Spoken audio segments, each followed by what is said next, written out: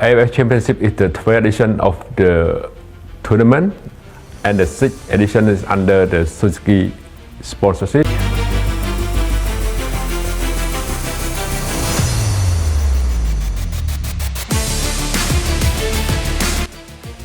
Hai semuanya, selamat datang di channel YouTube Garuda IDN. Berikut ini kami akan membagikan kumpulan berita timnas terbaru nih, diantaranya sebagai berikut.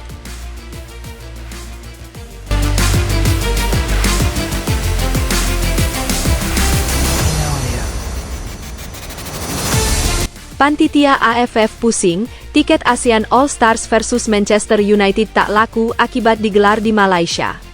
Vietnam salahkan Malaysia kenapa sepak bolanya sepi peminat. Tak tanggung-tanggung, Patrick Kluivert tak segan coret nama pemain asing jika performanya buruk. Nasib Jordi Amat tampaknya sudah di ujung tanduk. Yes, dokumen Mauro Zildjian sudah lengkap terpenuhi. Kini tinggal tunggu jadwal sumpah WNI dari PSSI. Mauro tak sabar bisa ingin debut bersama Ole Romeni.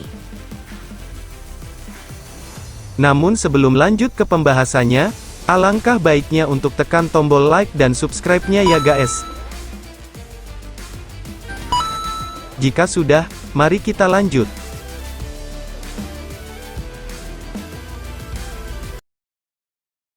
Panitia AFF pusing, tiket ASEAN All Stars versus Manchester United tak laku akibat digelar di Malaysia. Vietnam salahkan Malaysia kenapa sepak bolanya sepi peminat. Pada tanggal 28 Mei 2025, Stadion Nasional Bukit Jalil di Malaysia menjadi saksi perhelatan besar yang menarik perhatian publik Asia Tenggara. Dalam laga spesial bertajuk ASEAN All Stars versus Manchester United, suasana meriah dan penuh antusiasme langsung terasa sejak hari pertama pengumuman pertandingan ini.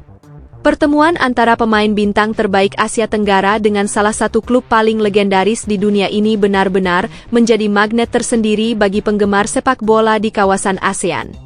Ajang ini tidak hanya menjadi ajang unjuk kemampuan para pemain top Asia Tenggara, tetapi juga menjadi momen bersejarah karena mampu mempertemukan klub besar Premier League dengan kekuatan gabungan dari Asia Tenggara. Masyarakat dari berbagai negara, mulai dari Indonesia, Thailand, Vietnam, hingga tuan rumah Malaysia, diharapkan bisa datang langsung untuk mendukung skuad terbaik ASEAN lainnya. Apalagi, Manchester United terkenal memiliki banyak fans di seluruh dunia, termasuk Asia Tenggara. Sehingga diharapkan laga ini bisa menjadi hiburan bagi rakyat ASEAN. Pertandingan ini benar-benar menjadi perayaan sepak bola yang istimewa. Sayangnya, meski laga bertajuk ASEAN All Stars versus Manchester United sudah diumumkan dan dijadwalkan akan berlangsung di Stadion Bukit Jalil pada 28 Mei 2025, ternyata sambutan yang diharapkan belum sepenuhnya terwujud. Di balik rencana besar dan sorotan media, ada kekhawatiran yang mulai menyeruak dari pihak penyelenggara. Presiden AFF, Viev Samet, bahkan secara terbuka mengungkapkan bahwa animo masyarakat tidak seperti yang dibayangkan sebelumnya. Alih-alih diserbu pemesanan tiket dan permintaan dari penggemar Manchester United di kawasan Asia Tenggara, nyatanya situasi justru masih terbilang sepi. Agen penjualan tiket pun belum melihat adanya lonjakan atau minat besar dari para fans, yang biasanya dikenal sangat fanatik terhadap klub kebanggaan mereka. Hal ini tentu menjadi catatan penting bagi panitia, mengingat skala pertandingan ini cukup besar dan melibatkan nama besar seperti Manchester United. Dengan nada prihatin, Viev Samet berkata, sampai saat ini, kami belum melihat adanya antusiasme nyata dari para penggemar maupun agen resmi. Katanya saat sesi wawancara. Di tengah sorotan seputar minimnya minat terhadap laga ASEAN All Stars versus Manchester United, muncul pernyataan kontroversial dari pelatih tim nasional Vietnam yang justru menyudutkan pihak tuan rumah, Malaysia. Menurutnya, salah satu alasan utama mengapa pertandingan akbar ini tidak mendapat sambutan besar adalah karena kurangnya daya tarik dari lokasi penyelenggaraan itu sendiri. Ia menilai bahwa Stadion Bukit Jalil, meskipun berkapasitas besar, tapi kurang nyaman dan tak memberikan pengalaman menonton yang menyenangkan bagi penonton internasional. Lebih lanjut, pelatih Vietnam, Kim Sang-sik, mengkritik minimnya pilihan kuliner lokal yang benar-benar menggugah selera wisatawan, serta kurangnya destinasi wisata yang bisa menarik minat turis asing untuk menghabiskan waktu di sekitar venue. Ia bahkan menyayangkan keputusan panitia AFF yang tidak mempertimbangkan aspek pariwisata dan fasilitas penunjang ketika memilih lokasi pertandingan. Tak berhenti di situ, pelatih juga membandingkan Malaysia dengan Jakarta dan Bangkok, dua kota besar di Asia Tenggara yang menurutnya jauh lebih siap sebagai tuan rumah acara besar. Ia menyebut Jakarta memiliki berbagai pusat hiburan dan kuliner kelas dunia, sementara Bangkok dinilai unggul dalam hal keramahan, kenyamanan, dan pengalaman menyeluruh bagi para pelancong. Orang datang bukan cuma untuk bola, tapi juga untuk pengalaman, ujarnya tajam. Tak hanya panitia dan penyelenggara yang mendapat sorotan, Malaysia sebagai tuan rumah pun ikut terkena imbasnya. Di media sosial, sejumlah netizen mulai melontarkan komentar pedas yang menyudutkan negeri jiran. Banyak dari mereka mengaitkan sepinya minat terhadap laga besar ini sebagai bentuk balasan atas sikap Malaysia yang selama ini dinilai kerap mengklaim budaya milik negara tetangga. Tagar sindiran pun bermunculan, mengisi kolom komentar dengan nada kecewa hingga ejekan yang cukup keras. Sebagian warganet menyebut bahwa situasi ini adalah buah dari kesombongan, sementara lainnya menilai ini sebagai pelajaran agar lebih menghargai warisan budaya asli masing-masing bangsa. Momen yang seharusnya jadi ajang persatuan justru bergeser menjadi ajang kritik sosial terhadap reputasi Malaysia di mata sebagian masyarakat Asia Tenggara. Menurut kalian, apakah Malaysia pantas mendapatkan kejadian ini? Jika kalian puas dengan kejadian ini, silakan beri like video ini dan tulis puas di kolom komentar ya guys. Yes, dokumen Mauro Zildjian sudah lengkap terpenuhi. Kini tinggal tunggu jadwal sumpah WNI dari PSSI. Mauro tak sabar bisa ingin debut bersama Ole Romeni.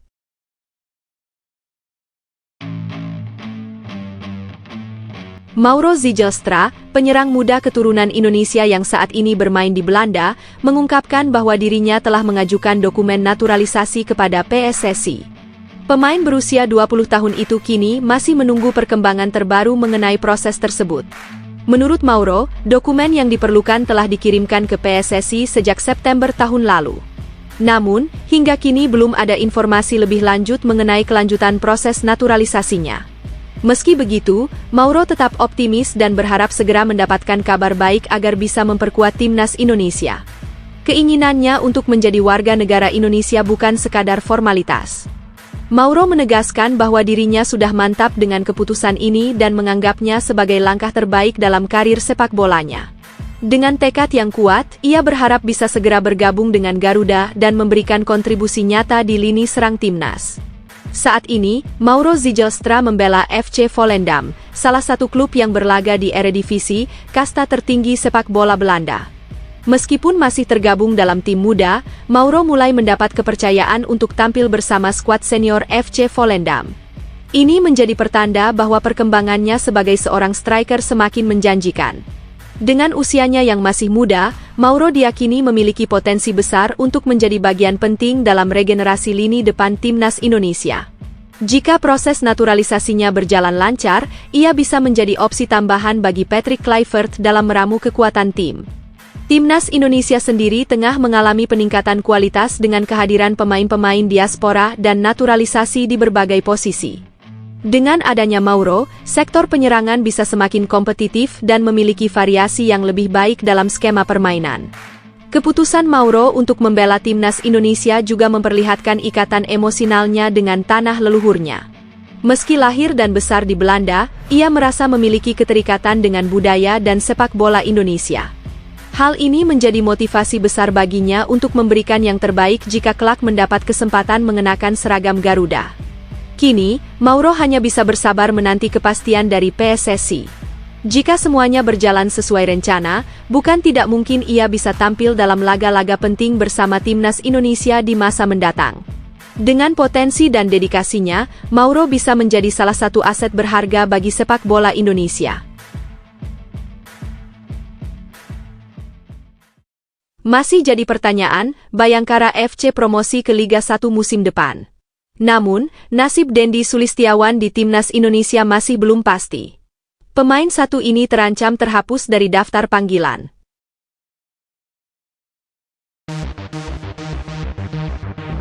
Bayangkara FC menjadi tim pertama yang memastikan promosi ke Liga 1 musim depan setelah menuntaskan laga imbang tanpa gol saat bertandang ke markas Persijap Jepara di Stadion Gelora Bumi Kartini, Rabu 12 Februari kemarin. Hasil tersebut cukup bagi mereka untuk mengamankan posisi puncak klasemen Grup Y babak 8 besar Pegadaian Liga 2 musim ini dengan koleksi 9 poin. Meski kompetisi di Grup Y masih menyisakan satu pertandingan lagi, posisi Bayangkara FC sudah tidak mungkin tergeser oleh para pesaingnya. Persijap Jepara yang menempati peringkat kedua hanya mengumpulkan 6 poin, sedangkan PSKC Cimahi berada di posisi ketiga dengan raihan 5 poin. Dengan keunggulan head-to-head yang dimiliki, Bayangkara FC sudah memastikan diri kembali ke kasta tertinggi sepak bola Indonesia. Kembalinya The Guardian ke Liga 1 hanya membutuhkan waktu satu musim setelah terdegradasi pada akhir musim ini. Kala itu, Bayangkara FC harus turun kasta bersama Rans Nusantara dan Persikabo 1973 setelah hanya mengumpulkan 26 poin dari 34 pertandingan. Namun, nasib Bayangkara FC berbanding terbalik dengan dua tim lainnya, karena sementara mereka berhasil bangkit dan promosi, Rans Nusantara serta Persikabo 1973 justru mengalami kemunduran lebih jauh dan harus rela turun ke Liga 3 untuk musim depan. Dengan Bayangkara FC telah memastikan satu tiket promosi, kini tersisa dua tempat lagi untuk naik ke Liga 1. Salah satu slot promosi kemungkinan besar akan segera diamankan oleh PSIM Yogyakarta. Tim asal kota Gudeg ini hanya membutuhkan hasil imbang di pertandingan terakhir mereka untuk memastikan tiket ke final Pegadaian Liga 2 musim ini sekaligus promosi ke Liga 1. Sementara itu, persaingan untuk satu tiket play-off promosi masih berlangsung ketat. PSPS Pekanbaru sudah lebih dulu memastikan tempat di babak ini, sedangkan satu tiket lainnya masih akan diperebutkan oleh Persijap Jepara, PSKC Cimahi, dan Persela Lamongan. Dengan persaingan yang semakin memanas, Liga 2 musim ini menghadirkan drama yang menarik hingga penghujung kompetisi. Apakah menurutmu Bayangkara FC bisa kembali kompetitif di Liga 1 setelah hanya satu musim di Liga 2? Bukan main, Ivar Jenner disebut punya kualitas setara bintang sepak bola Eropa. Tak heran selalu dijadikan tulang punggung lini tengah timnas Indonesia sejak masa kepelatihan Shin Tae-yong.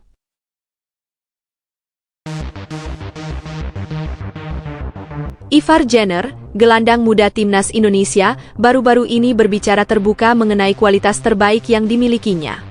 Pemain berusia 21 tahun yang saat ini membela FC Utrecht tersebut, meskipun belum pernah tampil untuk tim senior klubnya, telah membuktikan diri sebagai pilar penting bagi lini tengah skuad Garuda. Dengan sudah mengumpulkan 15 caps bersama timnas Indonesia, Ivar membuktikan bahwa usianya yang masih muda tidak menghalanginya untuk berperan besar di level internasional. Sebagai pemain keturunan Jember, Ivar telah merasakan atmosfer persaingan di Eropa meskipun karirnya di FC Utrecht baru dimulai. Bersama timnas Indonesia, ia telah menjalin kemitraan yang solid dengan gelandang lainnya, seperti Tom Haye, di bawah arahan pelatih Shin Tae-yong. Hal ini menunjukkan betapa cepatnya ia beradaptasi dan menyesuaikan diri dengan intensitas permainan di timnas, meskipun usianya masih terbilang muda.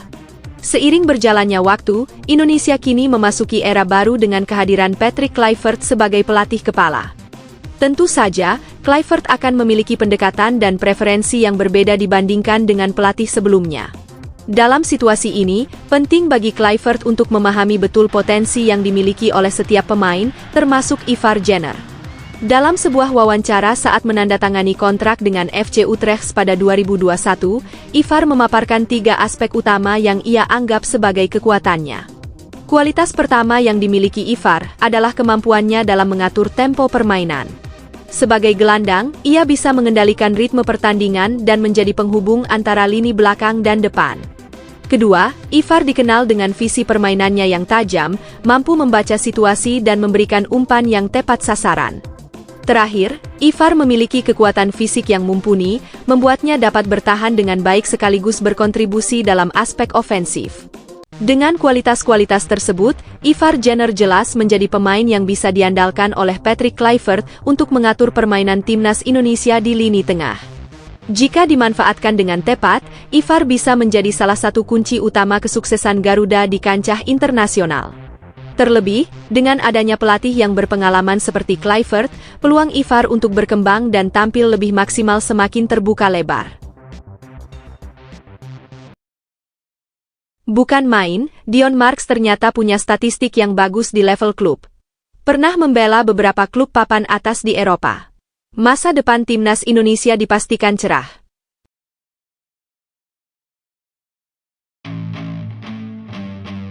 Dion Marks adalah contoh seorang pesepak bola dengan latar belakang yang unik, menggabungkan karir profesional di Eropa dengan ikatan kuat terhadap Indonesia. Meskipun lahir dan besar di Belanda, dia memiliki darah Indonesia yang kental, diwarisi dari ayahnya yang berasal dari Palembang, Sumatera Selatan. Selain itu, neneknya yang berasal dari Aceh semakin memperkuat hubungan darah Indonesia yang dimilikinya. Dion juga memiliki banyak kerabat di Jakarta, menjadikannya semakin dekat dengan tanah air. Dion yang berposisi sebagai bek tengah memiliki postur tubuh ideal dengan tinggi 188 cm, membuatnya menjadi sosok yang solid di lini pertahanan. Ia saat ini bermain untuk NEC Nijmegen di Eredivisie Belanda, sebuah liga yang diakui sebagai salah satu kompetisi terbaik di Eropa. Meskipun menjalani karir di luar negeri, Dion telah menunjukkan komitmennya untuk bergabung dengan tim nasional Indonesia, terbukti dengan keputusan untuk menjalani proses naturalisasi pada Februari 2025. Bersama dua pemain keturunan Indonesia lainnya, Dion resmi menjadi bagian dari timnas Indonesia yang dilantik di London. Perjalanan karir Dion dimulai pada 2013, ketika ia bergabung dengan SV Spero Youth. Di tim muda ini, Dion mengasah bakatnya dan mulai menunjukkan perkembangan yang pesat. Setahun kemudian, ia pindah ke Vitesse Youth, di mana ia semakin memperkuat keterampilannya dan mengukir prestasi sebagai pemain bertahan. Karir profesionalnya dimulai pada 2021, saat ia bergabung dengan NEC Nijmegen dan langsung menunjukkan performa stabil sebagai bek tengah. Pencapaian Dion juga mencakup pengalamannya bersama timnas Indonesia U20, di mana ia bermain dalam turnamen Toulon Cup 2024 di Prancis. Pengalamannya di level internasional tersebut diharapkan bisa mempercepat proses adaptasinya dengan skuad timnas Indonesia senior. Dion diproyeksikan tampil di Piala Asia U20 2025 yang akan berlangsung di Cina pada Februari 2025, memberikan kesempatan baginya untuk mengukir nama di ajang besar internasional. Dengan kemampuannya yang terus berkembang dan potensi besar yang dimiliki, Dion Marks diharapkan dapat menjadi bagian penting dalam timnas Indonesia di masa depan, dengan harapan bisa berkontribusi dalam kompetisi internasional besar seperti Piala Dunia 2026 dan Piala Asia 2027. Tak tanggung-tanggung, Patrick Kluivert tak segan coret nama pemain asing jika performanya buruk. Nasib Jordi Amat tampaknya sudah di ujung tanduk.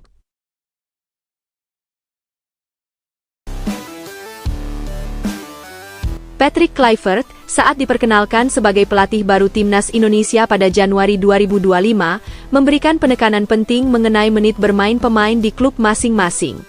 Pernyataannya seolah menyindir beberapa pemain yang kesulitan mendapatkan waktu bermain di level klub musim ini, seperti Marcelino Ferdinand, Nathan Chu Aon, Sandy Walsh, Justin Hubner, dan Rafael Struijk. Kluivert menegaskan bahwa kontribusi pemain di klub adalah kunci untuk mendapatkan tempat di timnas Indonesia.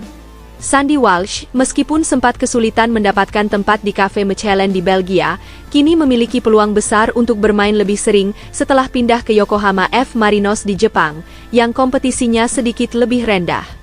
Sedangkan Marcelino Ferdinand meskipun hanya bermain sekali untuk Oxford United, tetap mendapat perhatian khusus dari Kluivert, berkat performanya yang memukau dengan timnas Indonesia, termasuk 2 golnya ke gawang Arab Saudi. Namun, situasi lebih rumit dialami oleh Nathan Chu Aon, Rafael Struijk, dan Justin Hubner. Nathan, yang terakhir kali bermain pada Agustus 2024, mengalami kesulitan mendapatkan waktu bermain di Swansea City. Rafael Struijk, meski tampil cukup reguler di Brisbane Roar, hanya mampu mencetak 1 gol sejak bergabung pada 2022 dan belakangan sering duduk di bangku cadangan. Justin Hubner, yang baru rutin bermain di Wolverhampton Wanderers U21 sejak Januari 2025, juga berada dalam posisi yang tak pasti. Jika dia tidak dapat memberikan dampak yang signifikan, bisa jadi membawa pemain 20 tahun ini untuk laga Maret 2025 akan terasa sia-sia. Pentingnya performa di klub bagi Kluivert ini menciptakan suasana kompetitif dalam skuad, dan membuat beberapa pemain harus berjuang keras untuk merebut tempat di timnas Indonesia, terutama menjelang pertandingan kualifikasi Piala Dunia 2026 yang semakin dekat. Bicara tentang para pemain ini, apakah kamu ingin saya ingatkan beberapa hal menarik, seperti tentang Marcelino yang menjadi sorotan atau kondisi Sandy Walsh yang baru pindah klub?